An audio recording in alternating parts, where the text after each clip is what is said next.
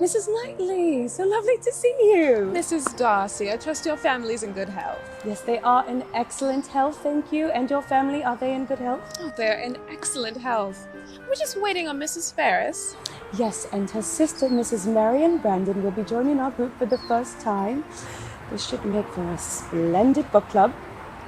Hello, ladies. I trust your families are in good health. Yes, They're thank good. you.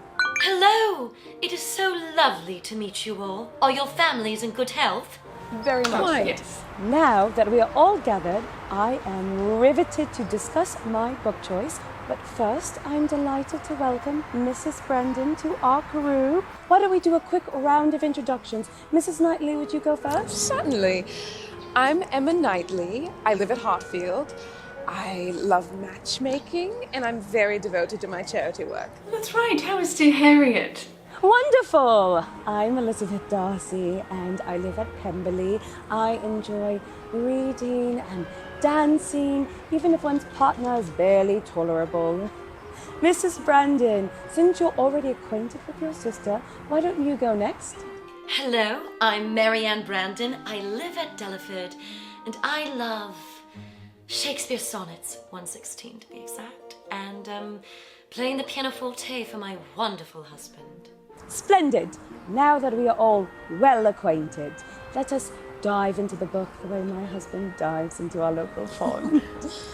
First, I must say, I loved it. Thoughts? It was a book.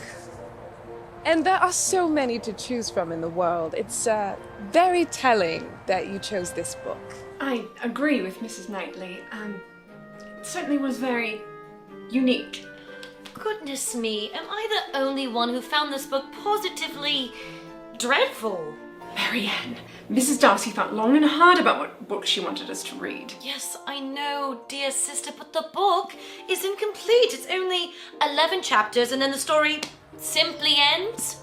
Oh, Mrs. Brandon, I deliberately chose a book that was published posthumously because I thought it would spark a lively discussion, such as this one. Well, dear, if you are up for honesty, then I too quite dislike this book. I mean, an incomplete love story isn't one worth telling. My dear Emma, I simply must disagree with you.